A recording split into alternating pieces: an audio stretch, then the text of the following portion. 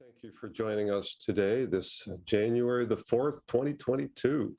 I'd like to welcome today Jason Thorne, our Emergency Operations Center Director, Dr. Elizabeth Richardson, our Medical Officer of Health, Melissa Farrell, President of St. Joseph's Healthcare Hamilton, Rob McIsaac, President and CEO of Hamilton Health Sciences, and Dr. Scott Wooder, Lead Physician, Hamilton Family Health Team. As you know, yesterday, the Premier, alongside Ontario's Chief Medical Officer of Health, announced new and necessary public health measures to reduce the spread of COVID-19 and the highly transmissible Omicron variant. With that, we have some of our key healthcare partners here today who have been on the front lines of our response to ensure that there is a broad public understanding of the issues we're facing and how we can all best help manage the evolution of this virus.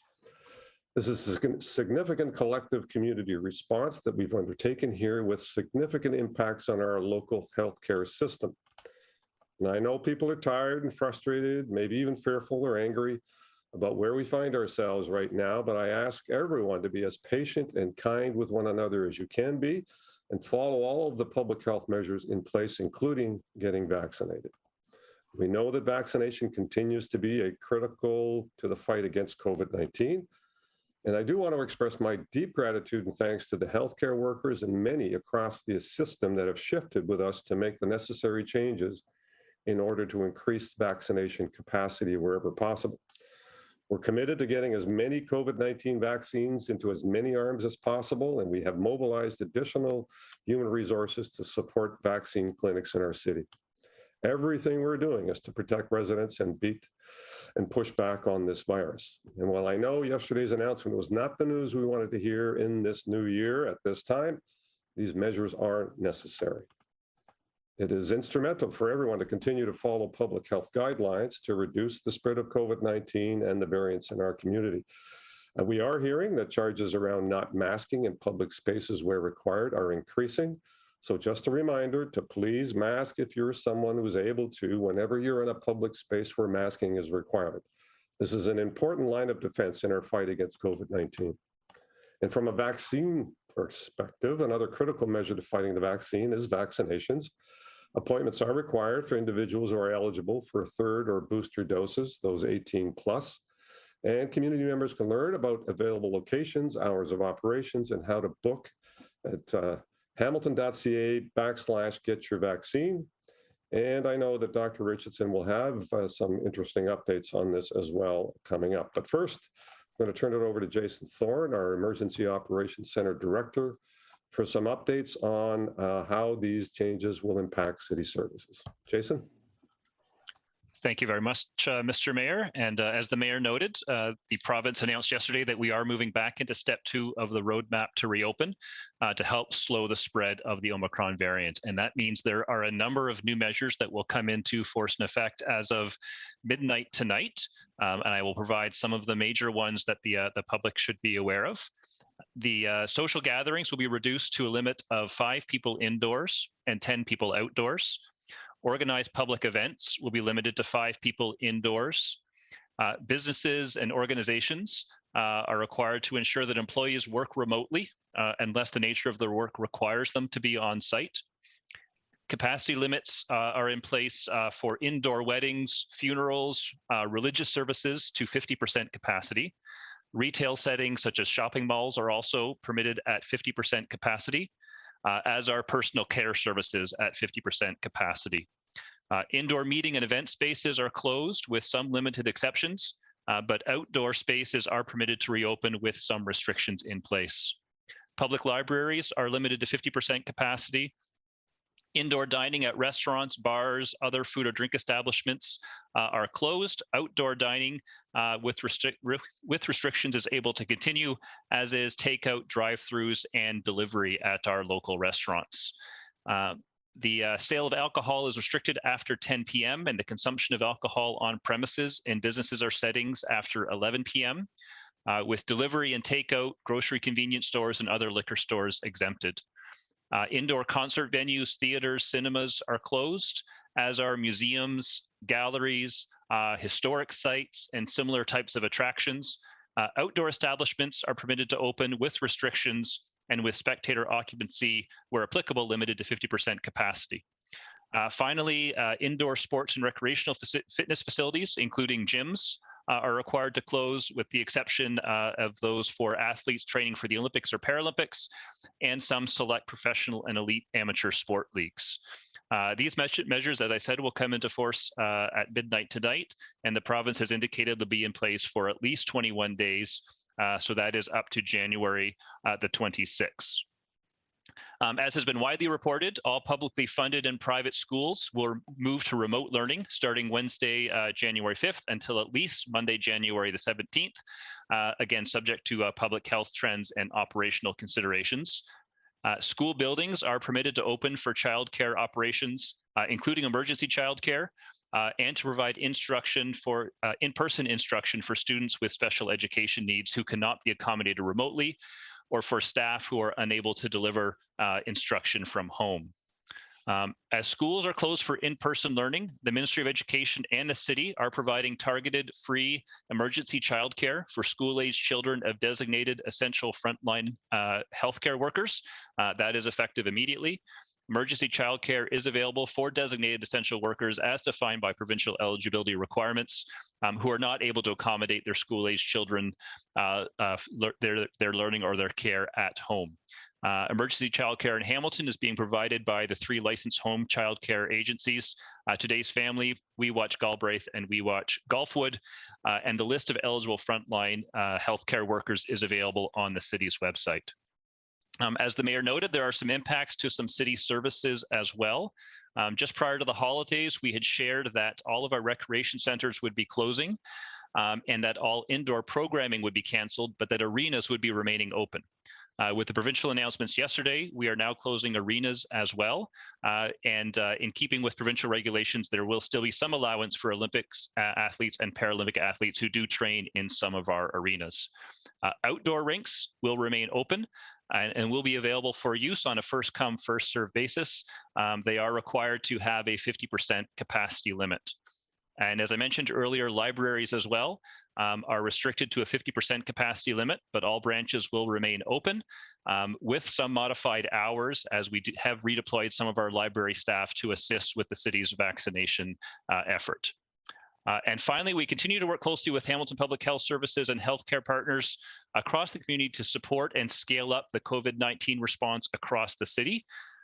We're doing everything we can to help staff the various clinics and ensure that we can scale up the number of COVID-19 doses that are available each day. So that means that we have redeployed and continue to redeploy a number of our city staff to support that effort. Currently, we have about 250 city staff who have been redeployed to support, and we are looking at identifying some additional staff in the coming days. We are also therefore planning on some staff shortages, both due to those redeployments and also due to the impacts that staff isolation and quarantine may have, as well as staff illnesses. Currently, we have 352 city employees who've either tested positive for COVID-19 or are in isolation as of today. So senior staff are reviewing all of our business continuity plans for our various service areas to prepare to make sure that we're able to make service adjustments if it becomes necessary due to those staff shortages. So with that, I will turn things over to Dr. Richardson. Thanks very much, Jason. So do want to just dive into the numbers a little bit, but as you know from hearing from our provincial chief MOH, Dr. Kieran Moore, and is reflected in the changes that you've just heard from Jason, the situation, of course, in Hamilton and across Ontario with regards to COVID-19 is very concerning. Our 7-day moving average at this point is 708 cases reported per day, and the weekly incidence per 100,000 is sitting at 827, with our most recently updated weekly reproductive number sitting at 1.84. I do want to highlight, though, of course, that our COVID-19 case numbers are very much underestimated. With the rapid spread of Omicron and our reduced access to testing, we are, of course, just reporting on the tip of the iceberg when it comes to the number of cases that are here in Hamilton. So as we go forward, we're going to start predominantly focusing on the key health indicators that we're tracking at this point in the pandemic, which of course are our hospitalizations and ICU admissions, and as well deaths. And when school resumes, they'll be reporting of absenteeism in schools as well. to that end, our average number of daily new hospitalizations has been going up. There are approximately 4 new hospital admissions each day on average. The average number of deaths at this point, though, also it does remain low. We're anticipating that our local percent positivity data from ICIS is going to be similar to that from Ontario, which is sitting at a rate of about 30% of those tests that are able to be done, the PCR tests that are able to be done. Currently, we have 51 active outbreaks, with 8 new outbreaks being reported today and no outbreaks having been declared over. These outbreaks are largely in health settings. As you know, we're now focusing on the outbreaks that are happening in those settings, so we'll only be reporting on those ones. And those, of course, include long-term care homes, retirement homes, group homes, shelters, hospitals. All of those will continue to be reported on, and you can find all the details on those on our dashboard. I know many Hamiltonians are very much disappointed and discouraged by the fact that we're seeing such a surge in terms of spread with this Omicron variant, and of course the public health measures that we need to take in order to slow down transmission, to reduce the number of contacts that people are having, so that we can protect our health system for all of us, for those of us who may have COVID and have a more severe case, although it does look like it's about half as likely to cause that as previous variants were. It still is, particularly with the rapidity of spread, causing significant pressure on our healthcare system. And of course, our healthcare workers are very much under strain as we go forward.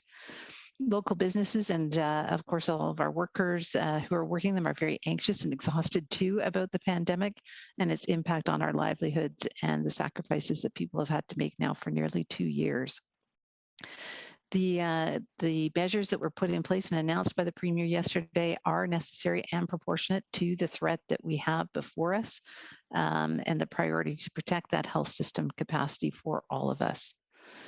We have also had, of course, the revisions in our case and contact management guidance. And as I said earlier, we're focusing in on high-risk settings, hospitals, long-term care homes, retirement homes, to do our case and contact management and our outbreak management. And so any individual who is sick during these periods of time is not going to be able to get testing at this point, needing to focus our testing resources. And I think Melissa's going to speak more to that piece.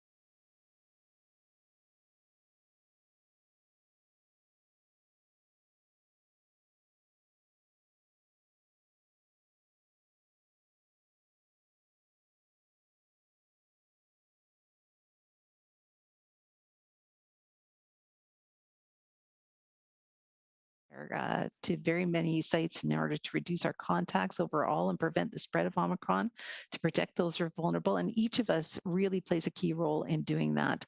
So making sure to follow that guidance, to make sure to wear a mask properly, covering everywhere from the nose down through the chin, making sure to stay home if we're sick, making sure to limit the size of social gatherings, but get outdoors.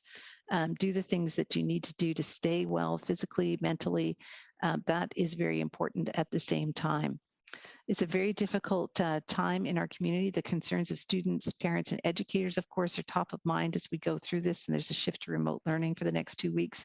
I do want to extend thanks to all Hamiltonians, healthcare workers, our partners from across all the different sectors in the fights to the efforts to fight COVID-19 and the Omicron variant.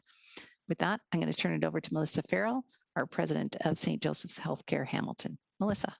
Thank you so much, Dr. Richardson. So just a few highlights that I wanted to share from the St. Joe's perspective today.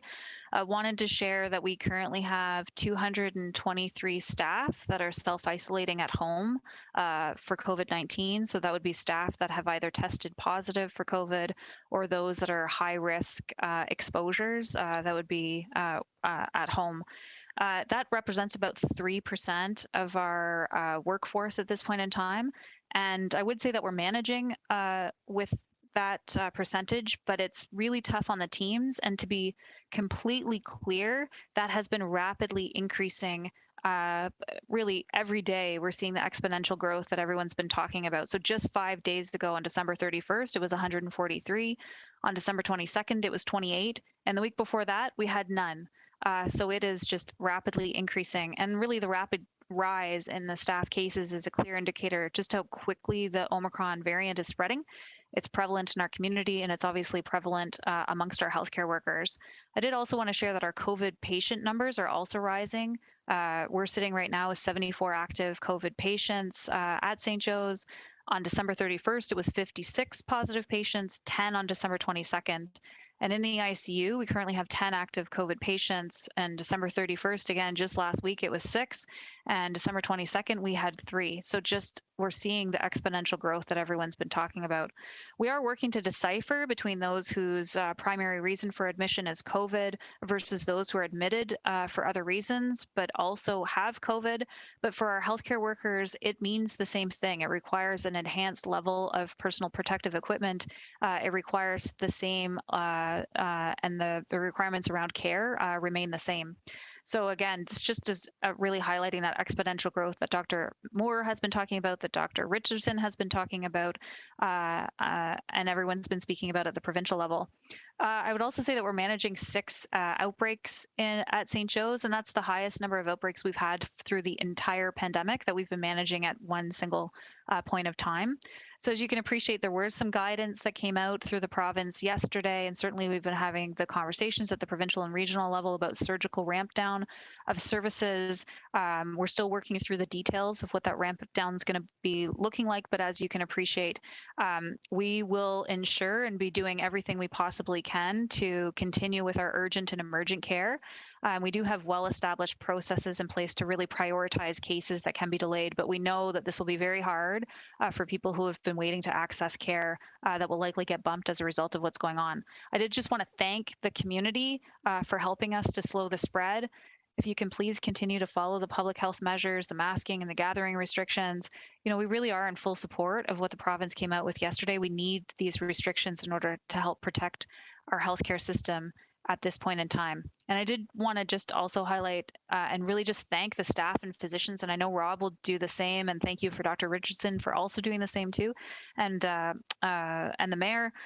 Just want to thank staff and physicians for the relentless work that they have been doing. That's across all of the healthcare system, including the hospitals. This has been a prolonged pandemic for everyone, and they just remain so committed to patient care and keeping our Hamilton community safe. Just thank you for the commitment and the sacrifices that you've been making. I did want to make sure that we highlighted some of the changes that have been happening on the testing front that Dr. Richardson was just flagging. You know, the provincial government announced late last week that there's changes to testing, and we're prioritizing different individuals for testing at this point of time. So really focusing on those at risk, which indicates anyone living with kidney disease, transplant recipients, cancer treatment, or 50 and over with risk factors, and our First Nations, Inuit, or Métis, as well as those who are homeless or underhoused. In addition, if you have symptoms and are a patient-facing healthcare worker or a worker, essential caregiver, or resident of a congregate setting or hospital, you can get access to testing. So really critical, I think, that these changes have been made on the testing front, but we would also just say, for those who have mild symptoms, if you're sick, consider if it's something you can manage by resting at home. Is this something that you can be cared for by your family physician? I know Dr. Wooder will speak to that as well. Could you use virtual emergency department? Are there alternatives to going into the emerge? We're really trying to protect the emergency care for emergency services in particular, and we would really ask that people not come to emerge to try to get access to a PCR COVID test at this point in time. So those are the main points that I wanted to raise, and I just wanted to turn it over to Rob. Yeah, thanks very much, Melissa, and good afternoon, everybody. So just a quick update from Hamilton Health Sciences. I would say as of today, we are very much holding our own, but there's no doubt this is a system that is under stress, and we are very concerned about where things are headed. I think people should continue to be aware that the hospitals in the city continue to work in partnership with each other, as well as our regional partners across HNHB. So we continue to very much think and act like a system, and I'm really proud of the work that hospitals across the region have been doing together. This particular variant has really been a game changer in terms of hospital operations. Like St. Joe's, we are seeing challenges both with increasing numbers of patients and staff infected by the virus. As of today, Hamilton Health Sciences has 519 staff and physicians who are self-isolating. We've also seen a sharp increase in the number of COVID patients in our hospitals. We've got 146 COVID patients at HHS today. 23 are in ICU, 2 are on ECMO, which is the most intensive form of care for a COVID patient. We have 8 outbreaks that we are managing, which is a very challenging situation to manage.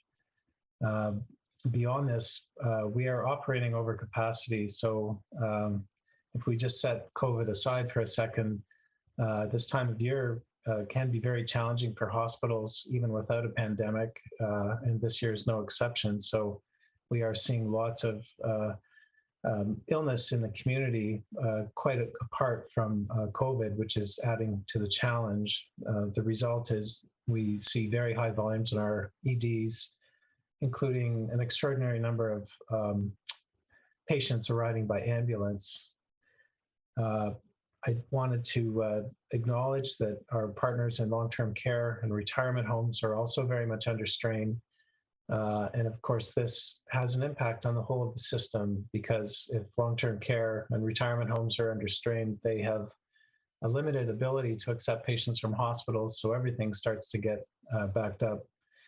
So as a result of all of this, we are implementing extraordinary measures, some of which have been mentioned already. We're ramping down scheduled and procedural care, pediatric and cancer care, urgent, emergent cases are all accepted. We are redeploying staff from our ambulatory and non-critical areas and redeploying them to the areas of greatest need to backfill for staff who are off self-isolating.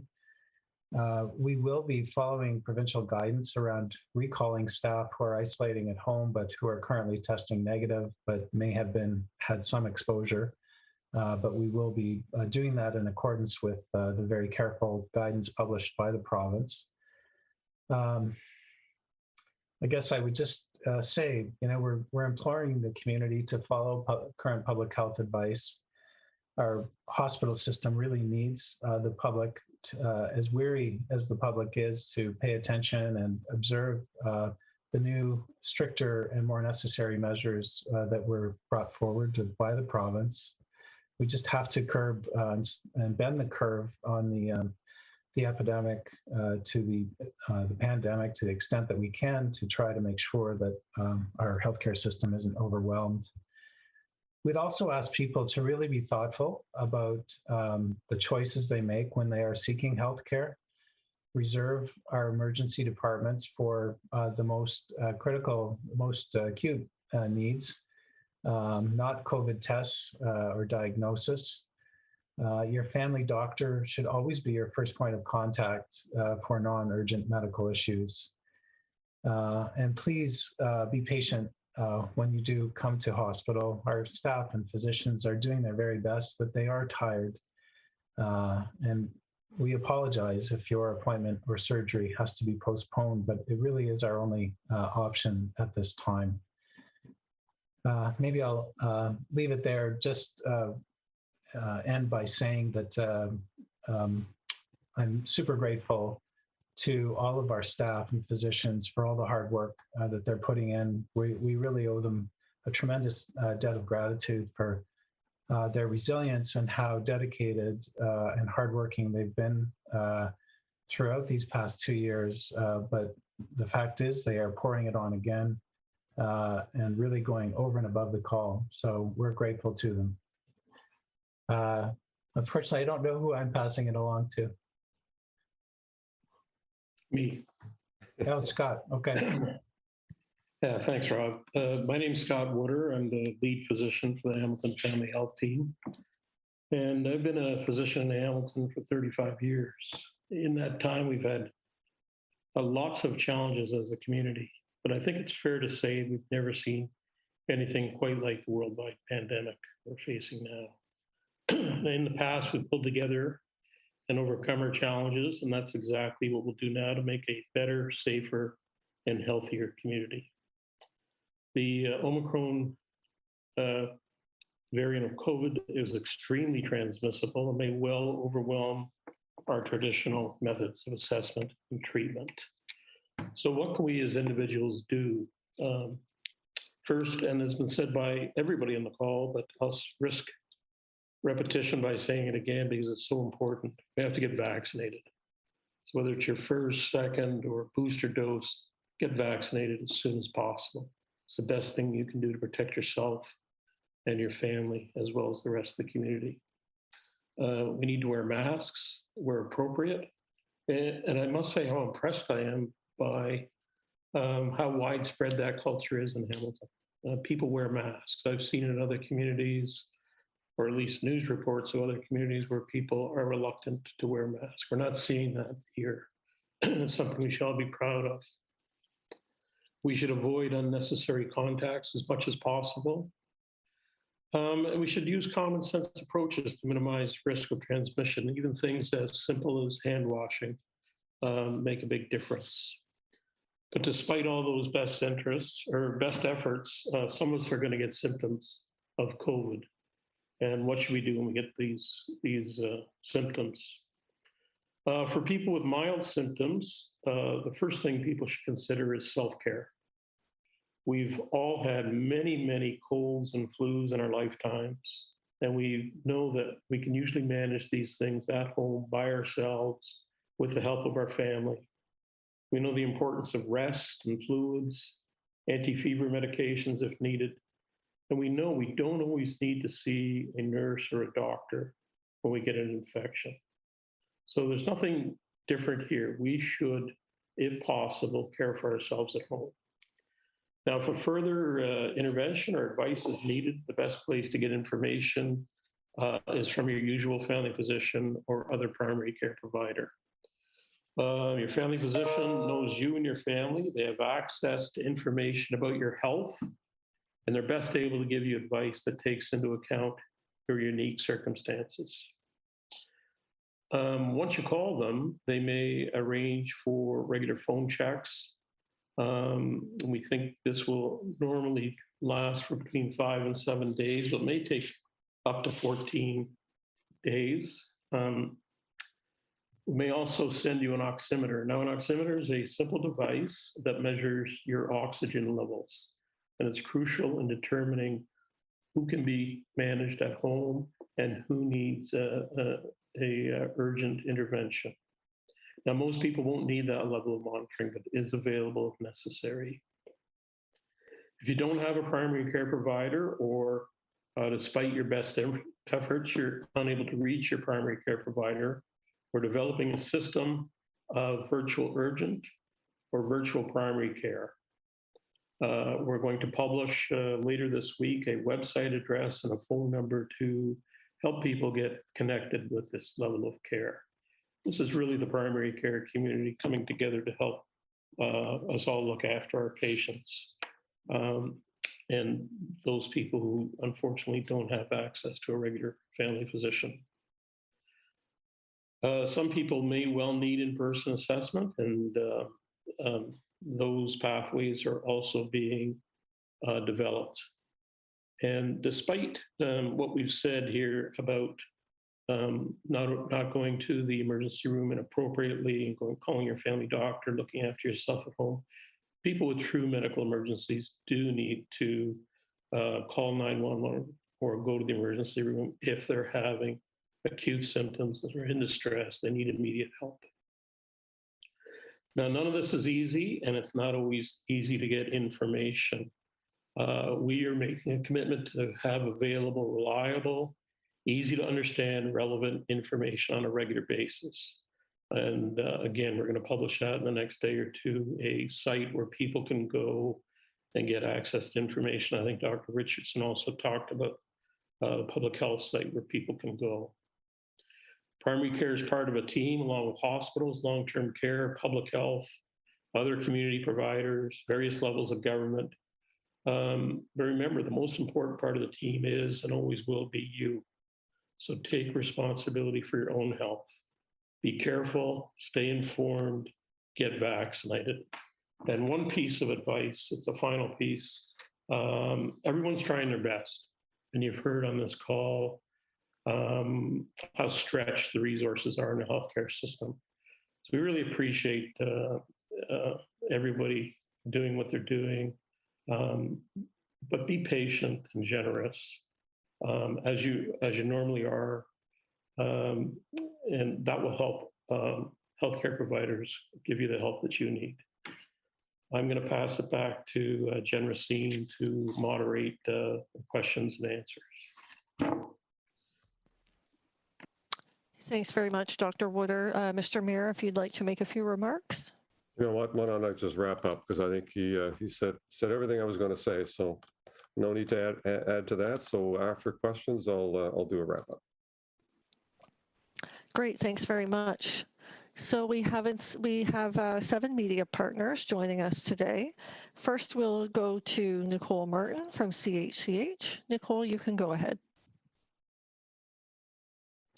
Thank you so much for taking my questions. This is for both Melissa and Rob. We know some hospitals in the GTA are now in a code orange and could be moving patients to other hospitals. Have any of the Hamilton hospitals received patients, and would they even be able to do so right now?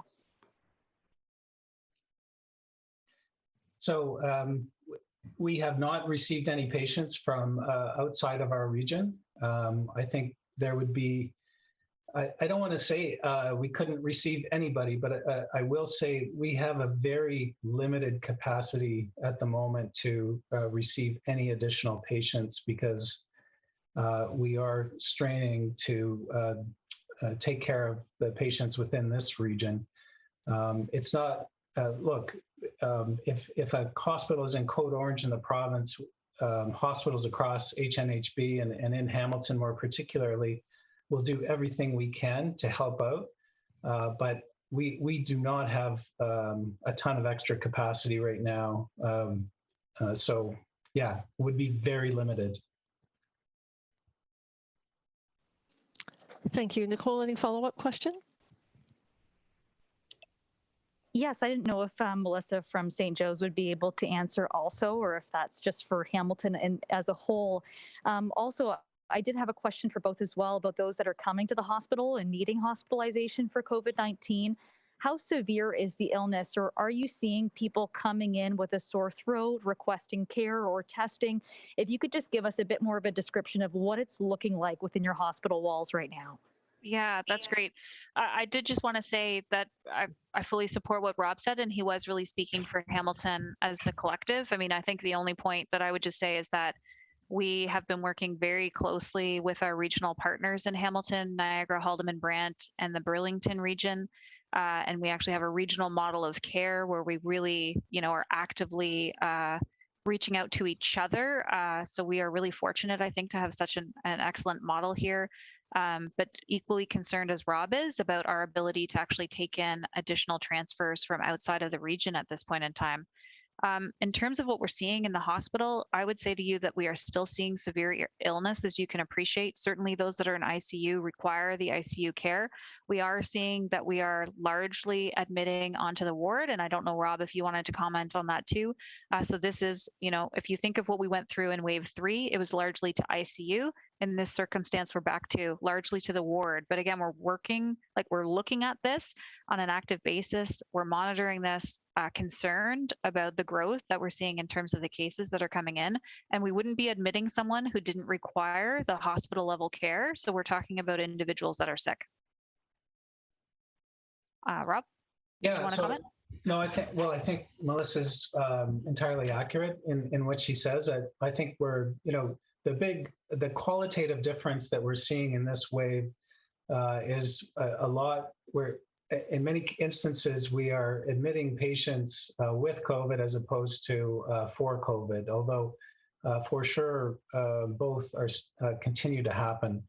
So I'm not a physician, and Dr. Woodard or Dr. Richardson probably better to answer exactly the nature of this variant and its impacts on health. But I can tell you in terms of that hospital experience, it is a much different experience this wave, because the pressure is predominantly in the wards as opposed to the ICU.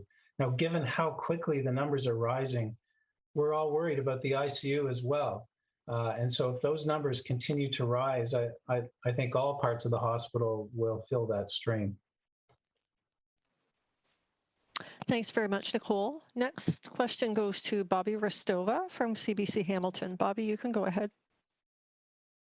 Thank you. Happy New Year, everyone. I hope you all had some time to catch your breath for a brief moment. My question for Mr. McIsaac and Ms. Farrell, what are we doing to try to fill in that gap of all the healthcare workers in self-isolation? How are we trying to manage that? Well, I'm happy to start, and I'm sure Melissa can supplement my answer, but the most immediate response is to look at this ramp down of services combined with a redeployment of persons from their usual home areas to areas which are in need of further people. So the ramp down and redeployment is sort of the primary strategy. I think as we move deeper into this, we'll have to consider other strategies, like being more aggressive about bringing people into work who are self-isolating. Of course, we'll try to do that always in accordance with the provincial guidance from the CMOH. But I think, again, as time goes on, we may have to resort to further measures, like calling out to the community for further help from retired healthcare workers and so on. We're not doing that today, but I think that would be sort of an arrow in our quiver if we had to get to that. And I would just say we're doing the exact same thing at St. Joe's. Thanks, Bobby. Any follow-up question? Yes, I do have a follow-up question. Thank you both for that answer. Dr. Richardson, I know that you mentioned a walk-in clinic for people age 50 and older at the center on Barton. Is there any potential for more walk-in clinics for other age groups? Because it does seem like the demand for boosters has slowed down a little bit.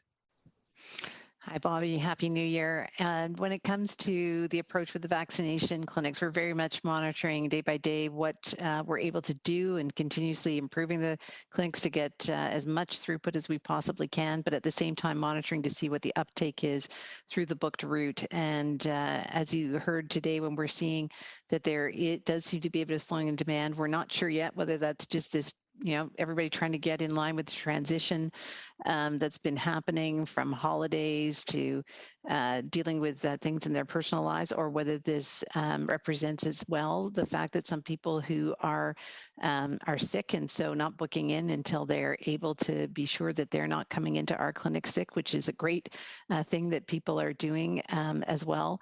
So we are trying to manage as much supply as we have to try and get it out there as quickly as possible. So starting with those who are at highest risk of severe illness, so those that are over 50, that's our first target group. They're the people that we know are longest from their previous doses and are at highest risk overall in terms of severe disease. So that helps them. That also helps our health system as we go forward. We'll continue to look at ways we can expand reach. We do have those long-term care homes, the seniors congregate settings that we really do want to get out to. Again, higher risk settings where people can be at higher risk of disease and can make a bigger difference in terms of what we're seeing as we go forward. And then we'll look at whether we open up more clinics in that way and whether we open it up to additional age groups. So very much an active day-by-day discussion amongst all the partners that you see here about how we can best move forward and get vaccine to arms as soon as we possibly can. Thank you. Thank you, Bobby. Next question goes to Justin Chandler from TVO. Justin, you can go ahead. Hi there. Thanks for taking my question. So I'm wondering for Dr. Richardson, you'd mentioned that hospitalizations have become a more key indicator now that testing has been so restricted. And I'm wondering if the way that public health shares and presents COVID-19 data with the public is going to change to reflect that. Thanks, Justin. When you look at our dashboard that we use, a Power BI tool to report those things, hospitalizations, ICU numbers, those have been something that we've been following for some time. We will look at our public reporting, make sure that that's represented there and that people are able to follow it along. I think we'll certainly continue to use it when it comes to any media briefings and questions that we answer routinely with the media as well. So very much a critical part of this. And I would say as well, our outbreak numbers are a big part of that as well. When you see just the number of settings where we're seeing outbreaks, the number of settings that are affected, the effects that has on those places, on our overall health human resources, those are important pieces to be following as well. We'll also continue to report the percent positivity of the tests that are being done. That's another indicator that can help us understand what is happening in the community. So yes, we'll continue to look at how we can make those numbers available. Thank you. And Justin, any follow-up? Yes, I've got one more for Dr. Richardson. I know that as of late, a lot more people have been talking about COVID-19 detection in wastewater as a potential way to get a more accurate look at cases. And I know that there's been a lot of research into that going on in Hamilton for a while now. I'm wondering if that's something that public health is looking at, and if so, how? Yeah, the piece about COVID testing in wastewater here in Hamilton is we've seen a different pattern when it comes to its positivity trends here, and so we definitely have seen in other systems that in Ottawa and other places where it has been very successful in terms of looking at overall Omicron data or COVID data, but it hasn't been as useful here in Hamilton. We're betting that's something to do with our system, the way it's set up. Overall when it comes to our wastewater management, but it hasn't been as useful here in Hamilton. So we do stick to the other indicators for monitoring here. Thank you, Justin. Next question goes to Desmond Brown from CBC Hamilton. Desmond, you can go ahead. Thank you. A question for Dr. Richardson and anyone else who wished to chime in. What's your reaction to the decision yesterday to delay the return to in-person classes? And what would you be looking for among the student population now that they're back in remote learning?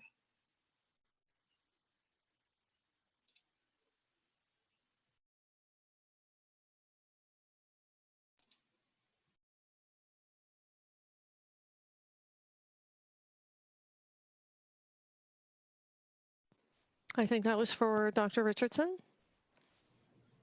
I think she's Yes. frozen. I think she's frozen. Yes, I think she is. Why don't you take that one?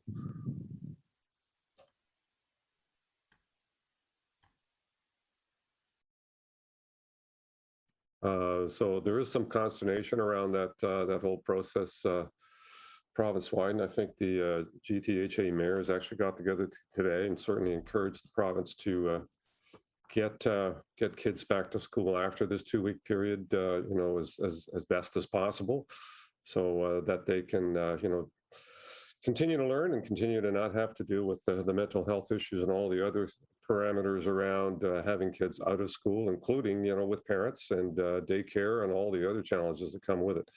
So I think there's there's always been a belief to have the schools be the last to close and the first to open up. And certainly that's certainly a philosophy that we want to encourage the province to continue to adhere to. I see Dr. Elizabeth is back, so I'll let her, if she heard it, take it from here. All right, Sorry. maybe you fire your question again. Yeah, please, Desmond, if you would. My apologies. My internet just cut out entirely. Sorry about that. So the question, your reaction to the decision to delay the return to in-person classes, and what will you be looking for among the student population now that they're back in remote learning? Thanks very much, Desmond. When it comes to our education system and particularly our children, we're, very much behind the sentiment that last to close and first to reopen. We know that throughout this stage of the pandemic, we're very much looking at balancing risks between the risk of transmission in the classroom and in education and workplace settings, and the risks to our children in terms of their mental health and well-being, as well the support that schools provide overall when it comes to educating our children and the time that it takes for parents need to be home looking at supporting their kids in education that can go on as we go through that process. So it's very much a balancing act. We appreciate the decision that's been made at present. We've been very pleased to see the changes that have come about, whether it's HEPA filters or improved ventilation overall in education, the many, many moves that have been put in place to ensure that those sites are as safe as they possibly can be. Everywhere in the community right now, there is significant transmission of Omicron going on. I know Ottawa did a very nice piece of analysis looking at the risk of transmission that they have seen when kids are in the community versus in the classroom, and seeing that the transmission was actually lower when kids were in the classroom. We saw that in part with the Delta wave as well. So I think there's a number of concerns, a number of issues that we're hearing, from teachers, from educators overall, from parents, and those need to be looked at, addressed, and look at ways that we can absolutely get our kids back in school as soon as we can. And Desmond, any follow-up question? Yes, thank you. Dr. Richardson, is there any update on getting more rapid tests in Hamilton, and any plans to get those to vulnerable populations? Yeah, thanks, Desmond. Certainly the availability of rapid tests has been a major issue over the last many weeks. Now we're heading into many weeks of this being the case. And right now those are being focused as much as possible on keeping our health system running, on keeping people at work in terms of self-isolation, whether it's keeping people in terms of coming back in working isolation, I should say, or whether it's keeping people able to stay at work as we go forward through this. So there's certainly a shortage. We do want to see an increased access to those, and the province is very much working on that. We're hearing in the next couple of weeks that might be possible. We're very aware of the fact that vulnerable populations have not had as great an access to this. We were just actually speaking about this today with our fellow medical officers, and how can we look at testing strategies for those that fit into that group. And so we are, that's very much an active area of discussion as the availability expands. Thanks very much, Desmond. Next question goes to Matt Van Dongen from the Hamilton Spectator. Matt, you can go ahead. Hello, thanks, folks. I'm going to direct my question to Jason Thorne. And forgive me if you already mentioned this, Jason, but with the new restrictions coming back into play, does that change how many people can get on one of our HSR buses, for example? Or are we thinking of making any changes in terms of capacity for our buses? So we've not made any, thanks for the question, Matthew. We've not made any changes in terms of capacity on our buses. For the most part, we are still seeing fairly reduced ridership levels across all of our routes. So we haven't seen any significant crowding issues or capacity issues on any of the buses. So we aren't looking to do any reduced capacities. We are continuing to monitor staffing levels. HSR is one area where we have seen some increase over the past day or two with respect to absenteeism. And I do anticipate, so far we've been able to maintain our regular schedules, but I do anticipate that in the weeks to come, we are going to have to look at some schedule adjustments to deal with some of the staff absenteeism. The approach we'd be taking is similar to what we did back in the fall, where we'd be looking at adopting modified schedules so that we still have a predictable and reliable schedule that the public can be aware of and can plan their trips around. So as I said, at the moment, we're maintaining our regular schedules, but I do anticipate that will change in the coming weeks. Thanks very much. Any follow-up question, Matt? He actually just addressed my follow-up, so we're all good. Great, thanks very much. Next question goes to Joanna Furketich from the Hamilton Spectator. Joanna, you can go ahead. Hi, thanks so much for the questions and Happy New Year, everyone. My first question is for Dr. Richardson. Dr. Richardson, local public health departments have always been able to put in restrictions above what the province has in place. Can you talk about why you decided not to put in extra restrictions either before Christmas or before New Year's? You know, we've been seeing cases, increasing rapidly in Hamilton. Can you talk about the decision not to do that? Hi, Joanna. Happy New Year. Yeah, thanks very much for that. As we've gone through this pandemic throughout, we look at what additional restrictions could be put in place that relate to what's happening locally, and continue to have that dialogue across the province with Kieran Moore, of course, and with our colleagues that in public health from all across Ontario. And so very much where there's something that's happening that's uniquely local, we talk those things through and look at what else might be needed. And you've seen us do that from time to time. At other times, really the situation is the same across the province. And so very much pushed for consistency in measures that are happening across Ontario. Otherwise, we do see, as we did see it at certain stages early on in the pandemic, where you end up having pressure that moves from one health unit to another health unit, depending on what the rules are in a given area. So we've been watching the numbers closely as we go forward, speaking regularly with Dr. Moore and our colleagues in the Office of the Chief Medical Officer of Health, and looking at what measures are needed. And so been very glad to see us move provincially as a whole just before the winter holidays, and then move further as those hospitalization numbers rose, as the ICU numbers rose. That was very concerning for all, and looking at the need for quick enactment of new measures as those numbers came up in order to blunt the wave. We know overall this wave is not going to be slowed down or stopped in any sort of way, but it is blunting it so we can move forward, preserve our hospital capacity as much as we possibly can, and make it through these next several weeks and into the next couple of months. Thanks so much for that. My next question is for Rob and Melissa. Can you talk about how close your hospitals are to being overwhelmed? Like, do you have modeling that would suggest for you when that might be coming, or if that is coming? Like, is there a number of COVID patients that is sort of the number, similar to what they have for the province, that is, the number that, significant trouble here in Hamilton? Like, can you give us an idea of where you're at and what you're facing and what your measures are to measure that?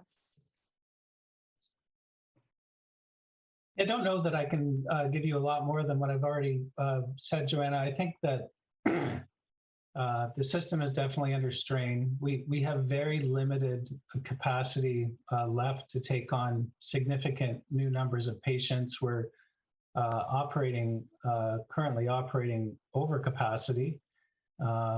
I think across the whole of the city. Now, it's a very dynamic situation running a hospital. So day in and day out, there's always people coming and people going. So it's very difficult to say, we can take X number more, because it all depends on who's leaving today and who else has shown up in the ED. But I think in broad terms, what the best way to say it is what I have said is, the system is under strain. There is not a lot of capacity beyond where we currently are.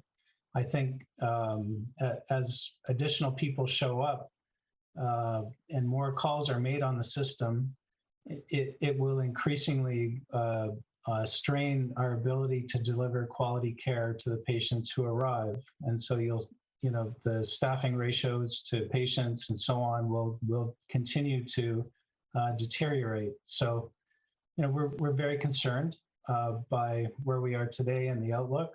And that's why we're really imploring people to do all that they can to respect the public health measures which are being promulgated. I don't have anything really to add to that. I would just echo the comments that Rob has just made. I think that's exactly right in terms of the planning that's underway. And I think, if we're getting asked to create more ICU beds, more capacity, I don't think we have the ability to do that at this point in time. So we're really managing with the capacity that we currently have. And to Rob's point, it is fluid within the organizations, but the system is under strain, and we are deeply concerned about what lies ahead for us over the next few weeks. Thank you, Joanna. Our final media questions go to Richard Leitner from Hamilton Community News. Richard, you can go ahead. Thank you. Good afternoon. We had a letter from a reader in Stony Creek who was upset that I gather he and his wife are over 55, have what they say are pre-existing medical conditions.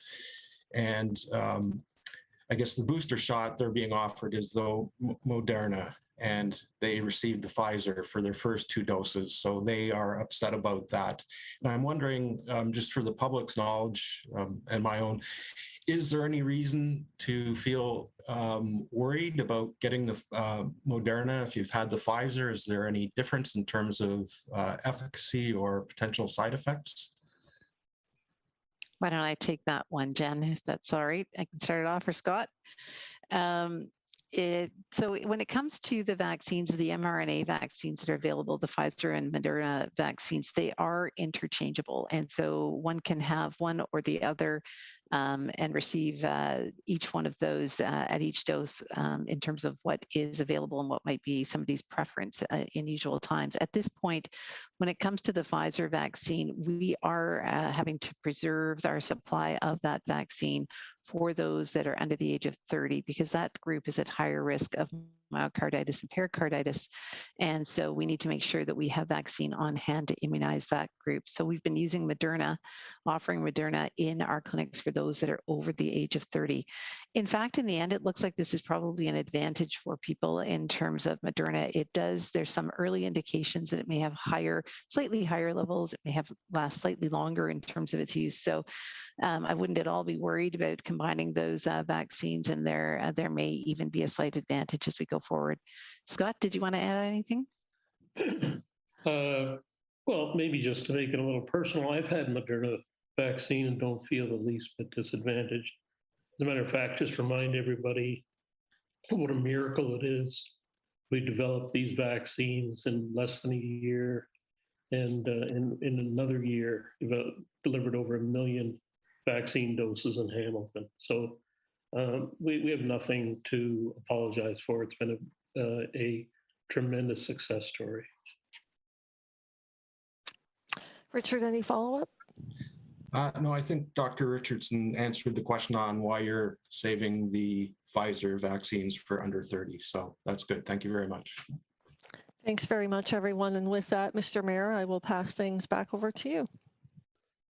That's great, Jen. Thank you very much. And I'd like to once again acknowledge and thank our panel today, Jason Thorne, of course, and Dr. Richardson, but especially Melissa Farrell, president of St. Joseph's Hamilton Healthcare, and Rama Isaac, president and CEO of Hamilton Health Sciences, and Dr. Scott Wooder, the lead physician with Hamilton Family Health Team.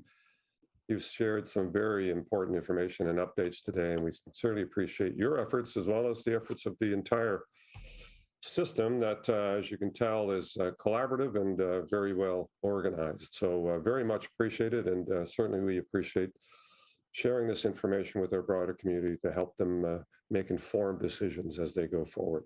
Thank you again to Bill Custers and Cable 14 and Clear Cable as well for helping us put these media advisories together. And of course, to the media partners that have asked questions, and hopefully we'll share some of those answers with their listeners and viewers. We appreciate that. That's the best way for us to get our information out there. And if you want more information on COVID-19 or for the financial supports or any of the updates that are available, visit our website at hamilton.ca/coronavirus. And please remember to shop local and order from your local restaurants directly as much as possible. If you can order directly and pick up, even better, then that restaurant gets to keep all of that order and money. The delivery costs are actually added burdens for them. So if you can go direct and help your local restaurateurs and the hospitality industry right now, particularly hard hit, I'm sure they will appreciate it. And certainly you'll also benefit from getting some great food from all those great providers. And also a reminder to support your health by taking advantage of some of our local outdoor amenities and activities if you're able. So all of our trails, our parks, our park trails are open and are going to remain functional. And so if you can get out, probably good for your health and well-being to get out as much as you can.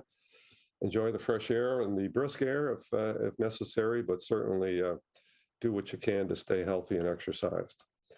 For the latest information on the city's website, go to hamilton.ca/coronavirus or follow us on social media. And for all of us today, thank you for all the participants and thank you for signing in and joining in. And we will see you back here on Monday, January the 10th at 3 p.m. for our next COVID-19 briefing. In the meantime, look after one another and be kind to one another.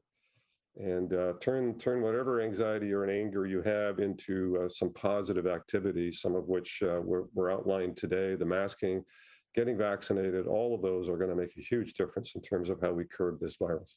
So thank you for tuning in, and we'll see you next Monday, January the 10th.